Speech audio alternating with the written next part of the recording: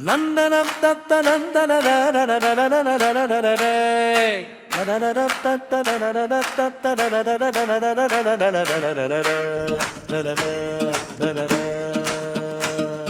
വന്ദനം ചൊല്ലി തുടങ്ങിടാം, വിഘ്നങ്ങളെല്ലാം അകറ്റിടാം, വിദ്യയുടെ ദീപം കൊളുത്തിടാം, വിശ്വം തുറന്നു കാണിടാം.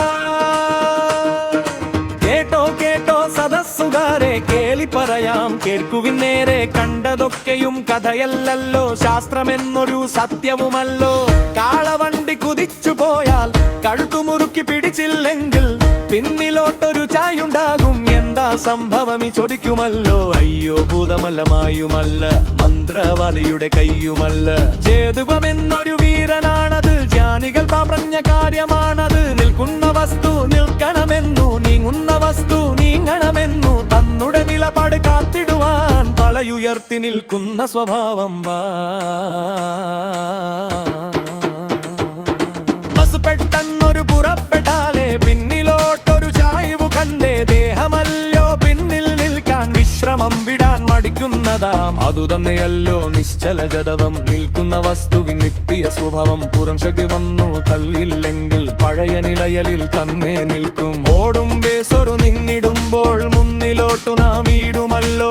എന്തിനാണി കഷ്ടം ചോദിച്ചാൽ ഓട്ടം തുടരാൻ ശരീരം നോക്കും. അതു തന്നെയല്ലോ ചലയഗതം, ചലിക്കുന്ന വസ്തു ചല്യനമികതം. ഓട്ടം നിർത്താൻ മനസ്സില്ലാതെ മുന്നോട്ടു തന്നെ പോകും ഭാവം. പായ വിരിച്ചു പൊടി പിടിച്ചാൽ പിടിച്ചു തലിയാൽ പൊടി പറക്കും. പായ നിൽക്കുമെങ്കിലും പൊടിയമ്മ പുറത്തോട്ടൊടും പെട്ടെന്നല്ലോ. കാർഡിൻ മീതെ നാണയം വെച്ചു കൈകൊണ്ട് കാർഡ് വലിച്ചു നോക്കൂ. നാണയമമ്മോ നേരെ താഴെ ഗ്ലാസിനു പൊള്ളിൽ പൊടിക്കുമല്ലോ. കൊമ്പ് കുലുക്കി മാവിൻ താഴെ വാനകൾ ചാടും ഭൂമിയിലേക്ക്. കൊമ്പു മാത്രം നീങ്ങിടുമ്പോൾ കായക നിൽക്കാൻ നോക്കുമല്ലോ. വളവിലെത്തും വാഹനമമ്മോ വഴി തിരിയാൻ തുടങ്ങിടുമ്പോൾ യാത്രക്കാരൻ വശത്തോട്ടാകും. അത് കണ്ടു ചിരിക്കും ുകാരൻ. കയറിൽ കെട്ടിയ കല്ലു ചുറ്റി കയ്യിൽ പിടിച്ചു കറക്കിടുമ്പോൾ കയർ വിരിട്ടാൻ നേരെ പോകാതെ തൊട്ട ദിശയിൽ പാഞ്ഞുപോകും. അതു തന്നെയല്ലോ ദിശാ ജഡതവം, ദിശ മാറ്റുവാൻ മടിക്കുന്ന സ്വഭാവം. പുറം ശക്തി മന്തിലെങ്കിൽ പഴയ നൊരിയില്ലാത്തണ്ണനും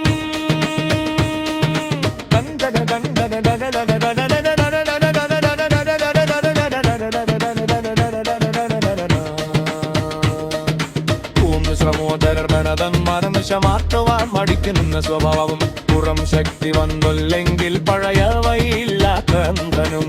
മൂന്ന് സഹോദരനശ മാറ്റുവാൻ മടിക്കുന്ന സ്വഭാവം. പുറം ശക്തി വന്നില്ലെങ്കിൽ പഴയ വഴിയില്ലാത്ത ദുതറും. മൂന്ന് സഹോദരനശ